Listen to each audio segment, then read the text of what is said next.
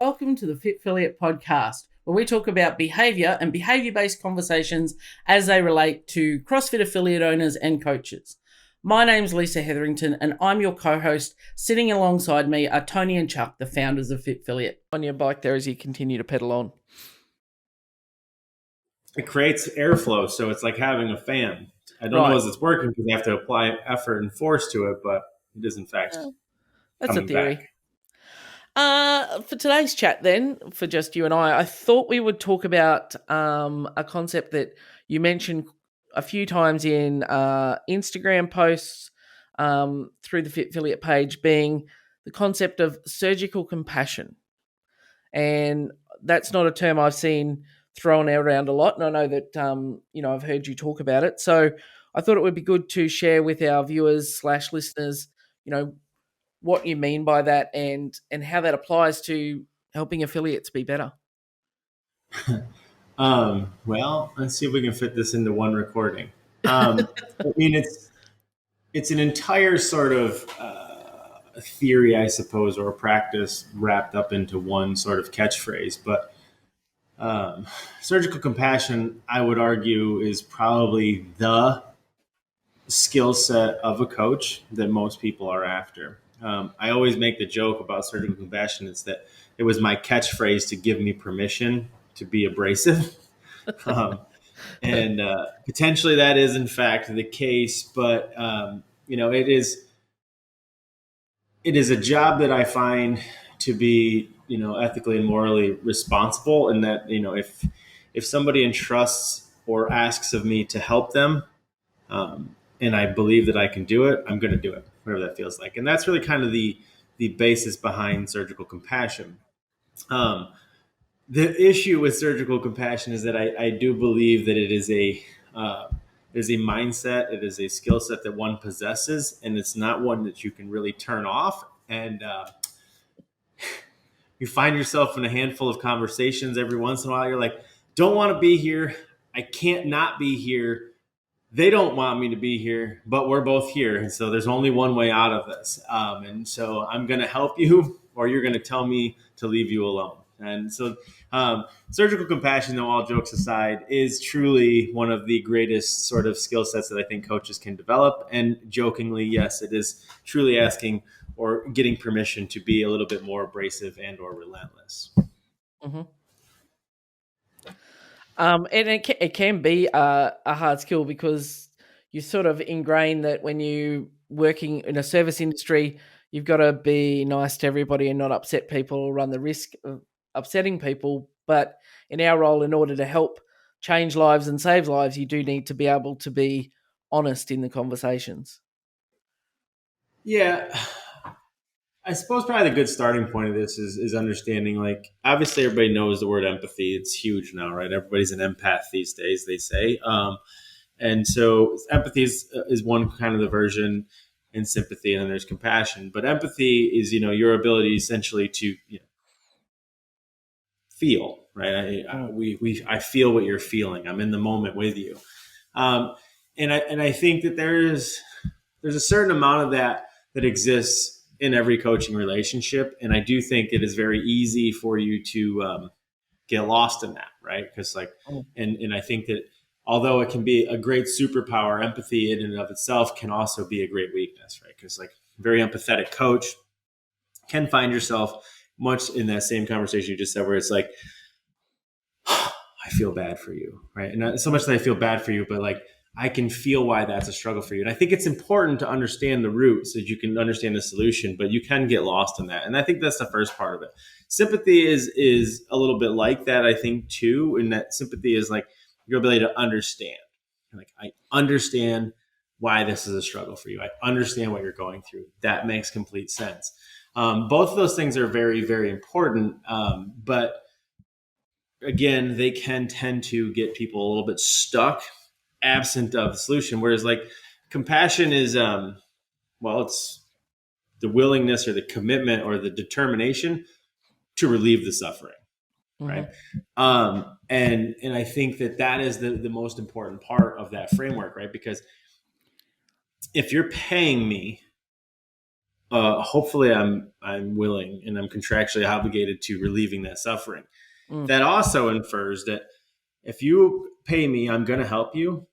There's nothing that says that you're going to like the help or what Yes. that help is going to look like, but it's going to be help nonetheless. And I think that's where the whole thing breaks down, because so many people, they know what they need to do, they know what they need to say, they know what the problem is, they're not comfortable saying it. And as such, they know that they are willingly engaging in not solving that problem because they're unwilling to engage that conflict, if that makes Hmm. sense.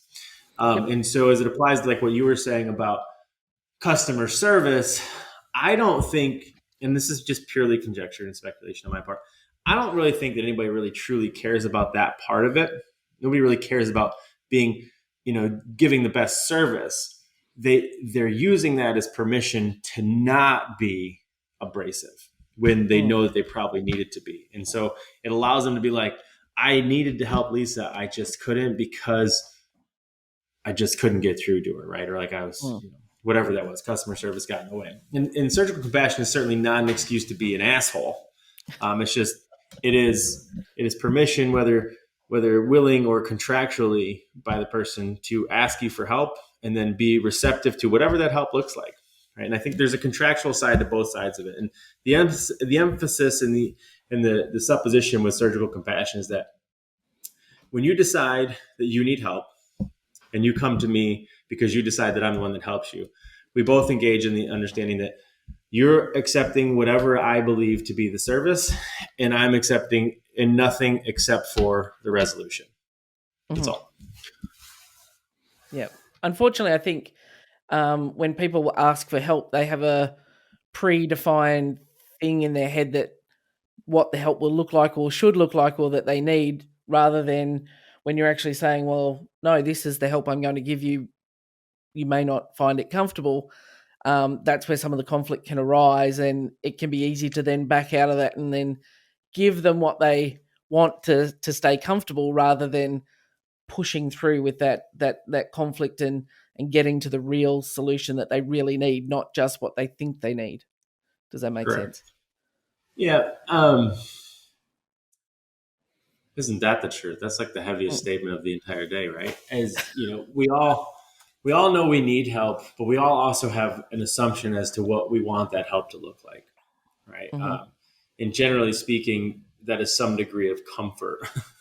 But generally, in that same sort of conversation, most of us don't get into a problem on accident, right? It's some degree of willful ignorance. So thinking that, knowing that you have a problem and knowing that you can't individually solve your own problem for yourself without a little bit of help, assuming that you have any idea what the help looks like would be a fool's errand, right? Because like if you knew Mhm. what help looked like, you probably would just be doing it.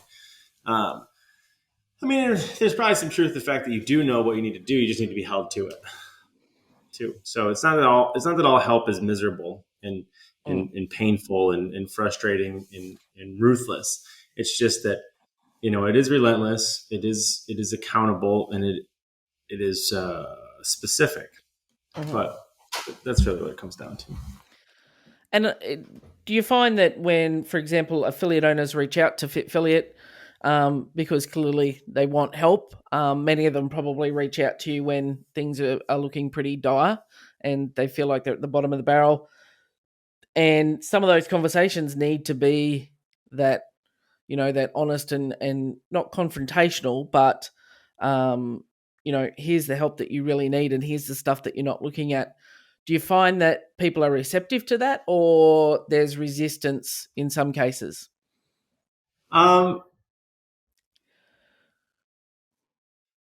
I want to be as bold as to say that there's no resistance. I think Mhm. that generally speaking, most people are very willing to lean into the process when they get to Mhm. us.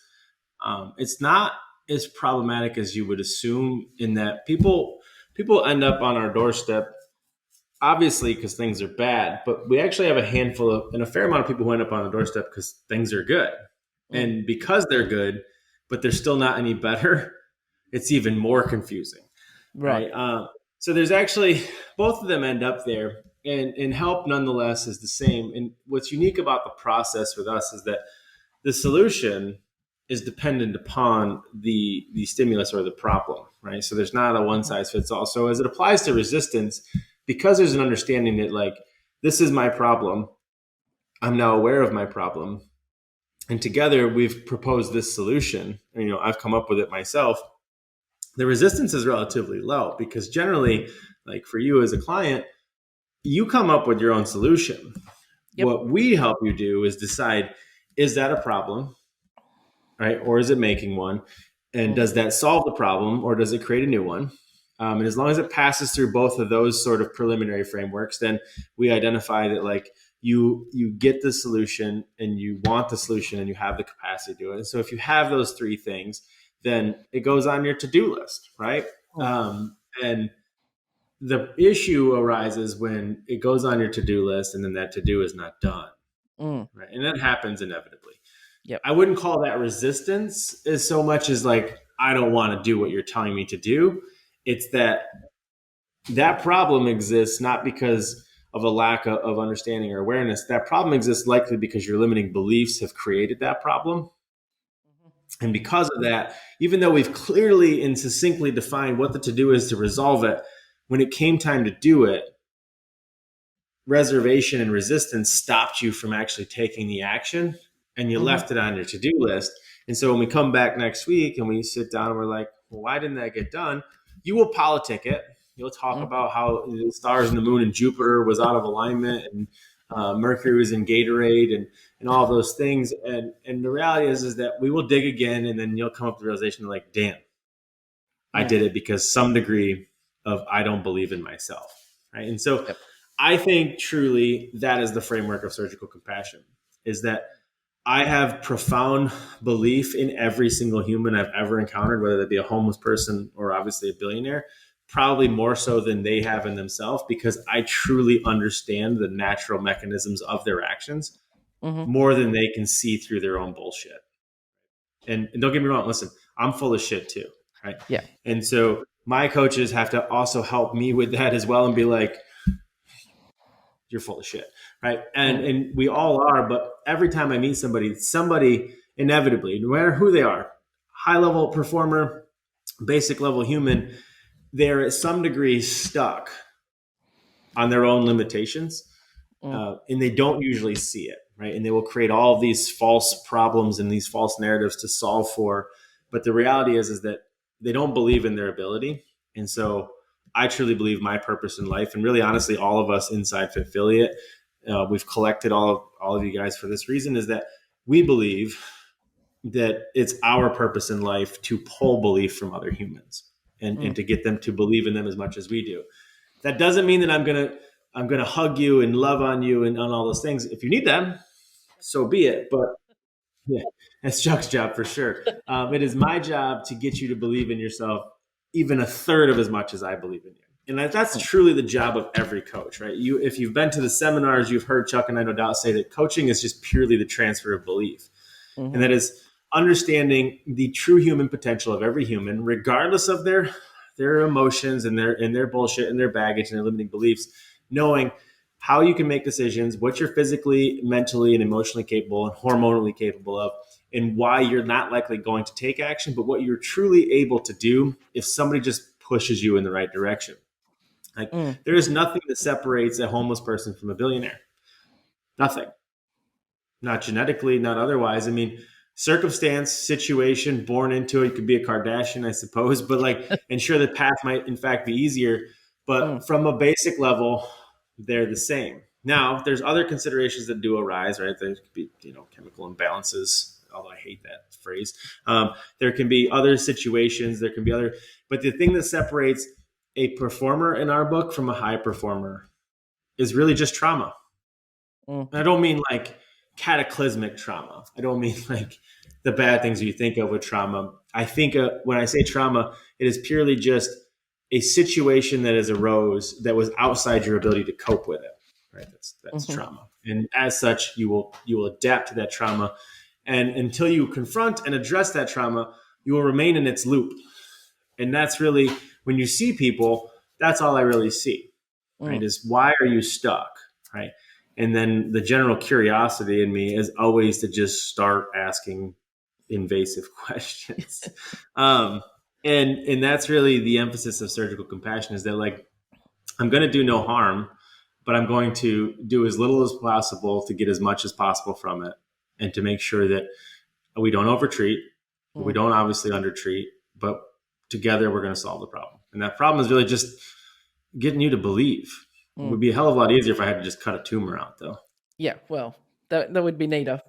But I agree. It's those conversations where, and I know that in my relationship with you, I probably lost count of the amount of times that you've told me what I was to stop talking. It was bullshit, and just to tell me why something is the way it is, and then it makes you stop in your tracks and go, "Oh, well, actually, yeah, I'm just skirting around the real issue of what's stopping me doing the thing that I know that I need to do, but don't think that I can do for whatever reason." And we keep, as affiliate owners, we keep putting hurdles in our own way to make the job harder because we do like the trauma.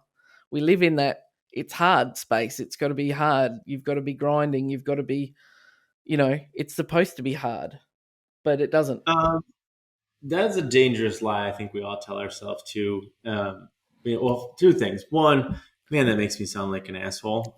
I'm sorry, but I'm not at the same time. You're not.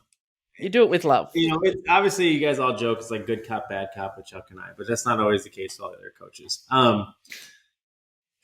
It's just that,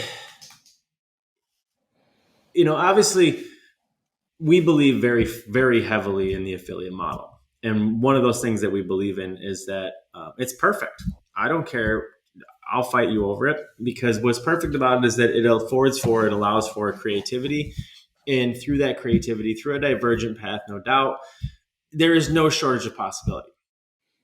Stop using it as the crutch. Stop using it as a resistance. And so that's like the first big obstacle. So like one of the things that we wanted to do with the affiliate was preserve and protect and really just shout from the rooftops that the affiliate model is perfect because it's individual. And that's what makes it perfect. For the same reason, you're free to be whoever you want to be as a human. You could do the same thing as your affiliate. And I also believe that I truly believe that every person is in possession of the solution to their own problems. Now, maybe you don't know what to do yet, and it's lacking in a skill set, or it's lacking in some degree of education or awareness, but it's much easier to get you to self-identify that and then go pursue it with a quick Google here or there, or go hire a teacher to teach you what to do, or pick up a book, right? Generally, though, we tend to make it about things that it's not, hyperfixate on those problems instead of actually addressing the root problems, and then things don't ever get done, and then people find themselves, look around, like in an endless loop, right? They kind of do the same thing every day, all day of their life. They probably started doing it when they were in their late 20s. They got that job, and then they do it until they, if they're lucky, have enough money put aside to retire, right? And I don't think people look at that as a trauma loop, but it really truly is. And that's maybe a little bit insensitive of me to say, but inevitably a situation has arose where they have come up against something that was hard for them to solve for. And because of that, they're like, you know what? I think I want to stay right here at this level. And then they stay there, unaware that they really truly are choosing to stay there based on their own actions and loop. But if you think about it in terms of let's say you were in a car accident, right? That's obviously very traumatic, especially if it was a bad one. They're thrown from the car. Now, until you address and confront and make peace with that trauma, you're going to live in that trauma's loop. And that's a very easy example to think of as car accident, right? Car accident becomes okay, I don't want to get in cars, right? So the only solution here is that we're going to have to somehow address the safety of the car and the fact that everybody feels the same way and that you are individually capable of being back in the car to get you to finally get back in the car. Otherwise, you're just never going to get in the car. Well, that same thing plays out itself in so many other things. And as a coach, it's really your job to get to those problems. Not obviously you're not here to get people back in the car, but there's a reason people don't squat below parallel. Why not? Right? There's a reason why people listen, everybody knows to eat broccoli and drink water. Why don't you eat it? It's trauma, right? It's not you were mistreated as a child sort of trauma, but it's like, well, your whole life, birthday parties and events in school meant we bring cupcakes and we bring pizza. And so now we have this association that these types of foods are reward types of foods. And so when I feel a certain way about my day, I want to reward food. I don't want broccoli and I don't want water. But it's not even really about the pizza versus the broccoli and the water. It's why you needed a reward food to begin with. Why aren't you addressing that root problem in your life that's forcing you to want pizza Mhm. on a Tuesday instead of broccoli when you know you need it? Because it's a no-brainer. Broccoli, water, and chicken gives you all the fuel, all the sustenance, all the fiber, all the macro, all the micronutrients that you need. You would be healthier. You'll perform way better the next day. Your boss comes in at 2 in the afternoon, asks you why you didn't respond to an email you didn't see. Now you got to work till 6. You stop and grab pizza on the way home. Right? Now you're responding to your boss's asshole actions. And now you're going to derail tomorrow's performance because you're going to feel like shit. You're probably going to sleep in. You're going to be lethargic. You're going to miss the gym in the morning because you didn't feel well. And now that one email has addressed it, right? So maybe we just need to address A, your work environment, or B, why you have such an email inbox problem. It wasn't even about broccoli at all. And so the emphasis and the basis of surgical compassion is that it's not allowing you to pull me into the distraction political conversation of like, I just love pizza. I'm like, listen, you don't. I mean, we all do, but the reality is that like, it's fantastic, it's great, but the reason you love pizza is not because like you can make chicken taste just like pizza, right? I mean, but that's not the same thing. Your brain doesn't have the same reward system around stopping, smelling it in the car, getting home, opening that box, folding it up, taking a bite of it. Like you can make that chicken taste like pizza all you want, but your brain's like cardboard. And it has little to do with the reality that you've created. And it has everything to do with some degree of experience that you've encountered that's forced you to take some other degree of action. And so surgical compassion is really that. It's that it's getting past it, and sometimes it is just being like, no, you don't, right? Or you're full of shit, or that's not true, or no. It's funny sometimes, and sometimes it's very painful, as you can attest to, right? You're like, listen, there's tears on both sides. Sometimes I have to poke and prod, and then like we end up in a moment together. Now we're both crying, right? And like, because again, if you trust me to help you, I don't quit. Yeah. Right. So we're in this together. And if you're crying, I'm crying, but we're fucking getting through this. Like there's no stopping here. So like, I get it. Let's get it out. But we're getting up and we're moving forward, as uncomfortable as that may be. Right. But if I need to help you and I believe that I need to help you, there ain't no way coming out of it. And that's the surgical part of it. That's the compassion part of it. And it's really just, it's getting to the core of the problem, treating the actual problem, not the symptoms, not anything else. Right. Because think about it in terms of medical. The reason why surgical compassion became the term is that, like, imagine going to the doctor and instead of going in to just get the surgery that you needed, all of a sudden he just threw a whole bunch of other treatments at you while doing the same thing. Now, it might still work out in your favor because, like, you got the surgery, but you got all these other things. But what if something happened? Right? What if something goes wrong? Right? Nobody knows what was the blame. And that's really what it comes down to is getting to it, being methodical and being very meticulous with what the help actually is and what it needs to be, and then being relentless in its pursuit. And I think it's like going back to what you were saying about even like conversations we've had when you're in it with somebody, there's clearly emotion, there's feeling, and it's still that obligation that someone's come to me for help. I'm going to help them, as uncomfortable it is for both of us maybe, but this is the direction that they need to go in, and I'm obligated now that you've asked for help to continue to help you rather than just say, oh, I'm sorry that your life's so hard. I don't know what we can do about that, and just sort of backing out of that space, which is what a lot of people tend to do. And I know that some of my biggest shifts in my headspace as well as action have been as a result of some of those hardest conversations that we have had, where you've just asked the right question and didn't settle for the generic bullshit answer, which I had talked around and worked around while I was chasing squirrels. It's like, no. Let's get to the real thing. And that leads to a big shift if you can stay in that space. I hope it makes sense. I mean, you and I, we have a common bond here because we've been through it together. So I hope that for people listening to this, they understand the nature of it, because I do find this to be a very sort of abstract conversation until you've experienced it, right? Mm-hmm. It can seem like, oh yeah, I've done that before otherwise, but like when you truly have been in a situation with somebody who's like, oh, surgically compassionate, like it's a very notable moment. It's, there's an Mm, exchange there, there's impact. Um, but people quit, right? I don't have, it's not like I have 100% success rate as a coach, right? Not even remotely close. And I won't quit, but you could, right? There's nothing I mm, can do to stop you from quitting. But at least if you're going to quit, it's my job to make sure you're aware of what you're actually quitting for, right? Like mm, I don't want you to quit. I want you to succeed. I want you to achieve. I want you to like truly just take over the world. Inevitably, though, all of us have a stopping point. Right? mm, We all have a place that is our threshold as far as we're going to get to. Some people that's mm, becoming a billionaire.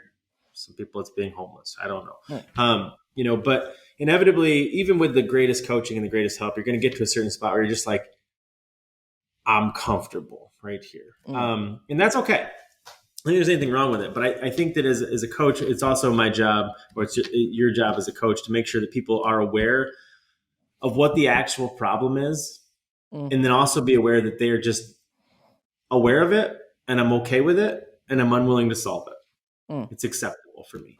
That's a very different place to be in, though, than the general population, who is generally walking around hating their boss and hating their job and hating the government, and mm, hating each other and hating their car and hating their circumstance because they're distracted. mm, My purpose in life, my only real hope in life, is that I could show everybody an alternative path and they could choose to follow it. mm, And so that's just really all I ever focus on, is creating the awareness of the problem and showing you an alternative. And some people don't want to know it, right? mm. It's for sure easier to think it's your boss's fault. It's for Yeah, well, sure I easier mean, to think it's genetics. even as an affiliate owner, the amount of people that quit because the program didn't work, or they didn't like the class schedule, or they didn't like this, when really they're not eating the broccoli and water, and they're not turning up, they're not putting in their shaving reps, they're doing all the things, but they're not having that accountability that it wasn't something else that didn't work, it was them that didn't do the work. Yeah. I mean, it's the exact same correlation as affiliate owners also claiming that the reason they don't have clients in their gym is because of whatever's happening with Dave Castro and behind the scenes, right? Like Mm, it's that, people are doing this, or that the programming or this or cap or blah. Like those things are all important and they're conversations worth having. They all matter. They all play a role, but like they're not stopping you from thriving. mm, They are, right? Just the same as, you know, Cindy is not who she is because of her unfortunate circumstances. You are who you are based on your intentions and your actions, right? And like that's a heavy thing to grasp, and it's much easier to be like, I want them to tell me what to do, and I want to be told what to do, and I want the affiliate playbook to tell me the nuts and the bolts and all these things. And here's the thing: when you come in, I'll tell you exactly how to do it. You're not going to do it. mm, You won't. And then what's going to be the problem? mm, Who's the next problem at that point, right? Because then you're going to be like, well, I did everything you said. Now it's something else's fault, and mm, and that's kind of the last part of what is important about surgical compassion, is that what it really does, above all things, because it gets to the root, it gets to the cause, it gets to the issue, um, it places the responsibility on the receiver. That's heavy, but mm, people don't want to be in that spot, right? Because like as the receiver, to know that like it's not the wrench's fault, it's not the screwdriver's fault, it's just how I'm using it. That's a very different situation to be in, um, and people don't really like that. no. And it's to be confronted with that you're, in a roundabout way, you're the problem. As humans, we like to have control, and we like to feel like that we're controlling all the things all the time. And when someone comes to you and says, well, actually, here's the problem, not what you've just been saying it is, it can be a confronting, challenging thing, and then being prepared to do that work. And having someone who can sit outside you and see that, and have, the balls to actually say it to you is a thing that doesn't happen a lot in life these days. But clearly we could all do with more of it. Um, yeah, and here's a hard thing. And so stay with me, guys. A lot of people pay for help to transfer responsibility. Mm-hmm. They don't actually want to solve the problem. They don't even actually really want to be helped because that struggle gives them purpose. That's a lot. That's a whole different podcast. We're not going into that one. But we've all seen it, right? How many clients have come to you and paid you for nutrition advice only to tell you that you gave them the wrong advice? Really, what they're saying is that it's your fault I'm overweight still. Mm. Right. And that feels good for them because it's no longer their fault anymore. You led them astray. You failed them. It's your fault. Yeah. And we see this all the time. And a lot of people in the business health sector, there's a lot of gurus, mentors, and information peddlers out there who are making a killing selling people solutions to their problems because those people aren't going to solve their problems at all. They just want to pay for that solution to be like, it's their fault. It's Yeah. not my fault. Right? I paid you. You still failed. But like the mechanism changed. What's unique about us is that there's no place to hide there. Right? There's not. It's not a system that failed you. It's not advice. It's not anything that you could have done to transfer responsibility to make us culpable. Mm. It is simply, let's figure out what Lisa's actual problem is. Let's solve that problem. And then you go do it. Mm. If you don't do it, we just ask you why you didn't want to. Mm. That's all. And that's why I think that we have such a high rate of success inside, is because it's not about information. It's not about a client's ability to abdicate or transfer responsibility. It's not about a distraction. It's just about getting to the roots of problems surgically, removing them, and then moving forward and recovering. I will say that the problem that I first had when I first reached out to you guys, we had our initial chat, and you sat there very nicely and listened and ummed and ahed in the right places and there when you needed to. And then it was like, let's go down this process, and we started, and it's like, okay, well, here's what your problems really are. And it, through our conversations and the small tasks that sort of were like breadcrumbs along the path leading you to, that's actually the problem. It's me. It's not, my staff. It's not the gym down the road. It's not, my childhood. It's actually me being in my own way. Yeah, and I think for anybody that's listening to this that's not a client, I mean, I think that's a question to ask yourself. Are you willing to hear that? Are you willing to learn that? Are you willing to accept that you are the reason you're not where you want to be? Mm. Or do you want it to be somebody else's fault? Because if you want, and one of the things that we do in the consultation is look for exactly that, right? In the event that we sniff out and we believe that like you're just looking to displace responsibility and to shift that responsibility, we won't take you, right? I mean, there's no point. There's enough other people who can distract you and like just go that way. But if we believe that you are capable of receiving coaching and being directed and truly want to actually just solve your own problems, not be given advice, then we take you. Then we'll bring you on. And that's really a truly important part of the process for us, is it does allow us to be a lot more selective with the clients. But it's just because if we're not selective, it's not going to work, and we don't really like to fail. Yep. But still, some get through. Straight up, like we've had lots of clients that come through, and like we solve all the problems objectively, but there's still some elephants in the room that need to be solved for, that are going to, like, they're in a much better place financially and otherwise, and like things are going well, but like they're one step shy of just absolute greatness. But that step is stepping. It's that Indiana Jones thing. It's like stepping off the cliff and believing that they're going to catch themselves, and they're like, nah. And then at that point, then the whole thing kind of breaks down. And then, but it's okay because they still were successful. We will push you as far as we're able to push you, but inevitably we all get to that cliff and we're like, yes and no for me. I'm going to stay right here. The view is fantastic. Great sunrises. I'm happy with this spot. And it's done in a way, and I know that you said earlier, said it made you sound like an asshole, but it's actually done in a way that is not that. It's quite a, and I know this is an overused term, but like a safe space. But it's done in a way where it's kind of gradual, and you follow the path and you answer the questions, and then before you know it, you're like, oh, and you're sitting in the room, and suddenly you can see all your elephants in the room, and you guys are sitting there going, yeah, we've known about these elephants. We've just been waiting for the right time to bring them up with you. You had to be ready to hear it, and it's done in a way that's not designed to cause you pain or hurt or make you feel like shit about yourself. But it's like, yeah, we've been keeping the elephants, feeding them. We know that they're here. Now it's time to talk about them. And I think they're the actual words that you said to me about something I was working through, going, yeah, we've known this from day one, but we just needed the right time for you to get to this point yourself. And it's like, and if you didn't bring it up soon, we were gonna. And you're like, oh, the lights go on, and you go, oh yeah, okay, I'm keeping a whole zoo full of these damn things in here. Let's start weeding them out. I mean, it's 100% dependent upon the relationship with the client. Every single client is truly different. I think the first big thing is that, like, I truly love all of my clients.